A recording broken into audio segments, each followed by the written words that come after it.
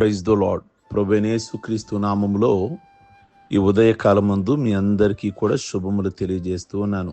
ఈ ఉదయకాలమందు ద్వితీయోపదేశకాండము 1వ అధ్యాయము 6వ వచనము, ఇశ్రాయేలీలు హోరేబులో నివసించారు అనే మాట అక్కడ మనం గమనిస్తాం. ఆనాడు మోషే హోరేబులో రక్షణ పొందాడు. అంటే చెప్పులు విడిచిపెట్టిన ఆ మోషే ఇశ్రాయేలీల జనాంగాన్ని హోరేబుకు నడిపించాడు. అక్కడే తిన్నారు, పడుకున్నారు, అన్ని పరిస్థితులు ఉన్నాయి. అదే వారికి ఆశ్రయదుర్గము. నీవు ప్రభువుని ఆశ్రయిస్తున్నావా? మీరు ఎక్కడ నివసిస్తున్నారు? ప్రియా దేవుని బిడ్డలారా, హోరేబు అనగా దేవుని సన్నిధి. కనుక మీరందరూ కూడా దేవుని సన్నిధిలో ఉండాలి. దేవుని సన్నిధిలో ఉంటే ఎంత బలమో తెలుసా? అంటే దేవుణ్ణి కలిగి ఉండడం ఎంత దీవెనో తెలుసా? స్థాన బలం అంటారు, విన్నారా? స్థానిక బలం, స్థాన బలం. ఒక్కొక్క స్థానంలో ఉన్నప్పుడు దానికి బలం ఉంటుంది. ఉదాహరణ, ముసలి నీళ్ళల్లో ఉన్నప్పుడు ఏనుగును సైతం లోపలికి లాగి చంపేయగలదు. దేవుని బిడలకి అలాగున దేవుని సన్నిధిలో ఉంటే అంత బలంగా ఉండగలుగుతారు. సంఘము అత్యాశక్తితో ప్రార్థన చేస్తుంది. ఎవరి కోసం? పేతురు కోసం. పేతురుని బంధించారు. హేరోదు రాజు పేతురుని చంపడానికి చెరలో పెట్టించాడు. ప్రియ దేవుని బిడలారా, అలాగే సువార్త ప్రకటించడం అంటే మామూలు విషయం కాదు. ఒక అతను అన్నాడు, సేవ అంటే చావు. ఈనాడు దేవుని సేవ తమాషా అయిపోయింది. మారు మనసు లేని వారు కూడా సేవ చేసేస్తున్నారు. ఈ సేవ దేవునికి ఇష్టమైనదిగా ఉండాలి. దేవుని సేవ యోగ్యమైనది. దేవుని సేవ ఎంత కష్టమైనదో అంత విలువైనది. పేతుని పిలిపించి వాక్యం వినమని దేవదూత కొర్నేలుతో చెప్పింది.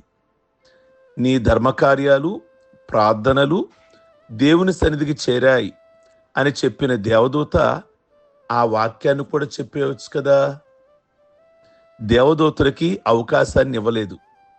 యేసయ్య రక్తం చేత కడగబడిన పేతురు వచ్చి వాక్యం చెప్పాలి. దేవదూతలకు లేని భాగ్యం దేవుడి రోజు తన సేవకులకి అనుగ్రహించాడు. హోరేబు అంటే దేవుని సన్నిధి. కనుక దేవుని సన్నిధిలో ప్రార్థిస్తూ ఉండాలి. పేతురు కొరకు ప్రార్థిస్తూ ఉన్నారు. అత్యాశక్తితో ప్రార్థన చేస్తున్నారు. కొంతమంది గంటల కొలది వాక్యాన్ని వింటారు, 5 నిమిషాలు ప్రార్థన చేయరు. కొంతమంది కాగితాల మీద ప్రార్థన వ్రాసుకొని వచ్చి చూసింది ప్రార్థన చేసేస్తారు. అది కాదు ప్రార్థన అంటే. నిజమైన ప్రార్థన మారిన హృదయములో నుండి రావాలి. విరిగి నలిగిన హృదయం నుండి ప్రార్థన రావాలి. పౌలు గురించి ప్రభు చెప్తారు, ఇదిగో అతడు ప్రార్థన చేస్తున్నాడు.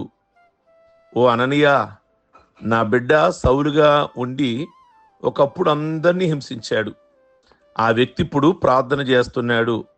ఈరోజు దేవుని సన్నిధిలో, అదే హోరేబులో మీరు నివాసం చేస్తున్నారా? దేవుని సన్నిధి కలిగి ఉన్నారా?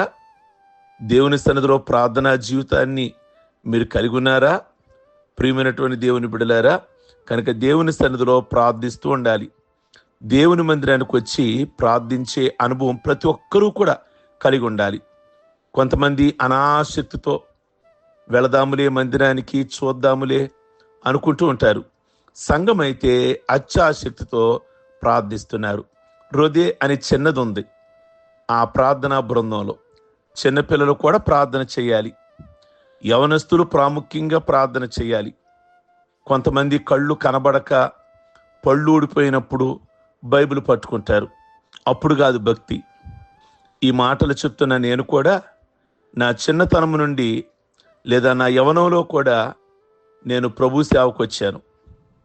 ప్రభువుకు నా జీవితం చచ్చిన బ్రతికిన నీ కొరకే అని అప్పగించుకున్నాను. ప్రియ దేవుని బిడ్డలారా, దేవుని సువార్త ప్రకటించు వారి పాదములు సుందరమైనవి అన్న మాటని నమ్మాను. కనుక ఈ రోజున వృద్ధాప్యమైపోయాక దేవుని వద్దకు రావటం కాదు, నీ యవనములోనే దేవుని సన్నిధికి రావాలి, ప్రార్థించాలి. రొదే అనే చిన్నమ్మాయి ఉంది చూసారా, అమ్మాయి కూడా ప్రార్థిస్తుందట. హృదయ అనే మాటకు గులాబీ పువ్వు, సువాసన అని అర్థం.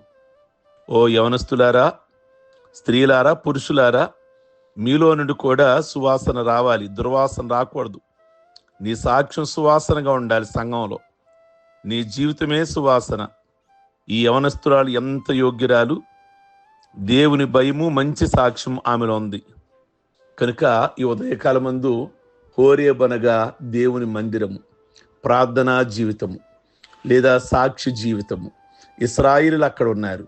ఈరోజు మీరు కూడా దేవుని సన్నిధిలో మంచి ప్రార్థన, మంచి సాక్ష్యాన్ని, ఆ మంచి పరిశుద్ధతను కలిగి ఉండాలని దేవుని యొక్క వాక్యం బోధిస్తుంది. ప్రార్థించుకుందాం.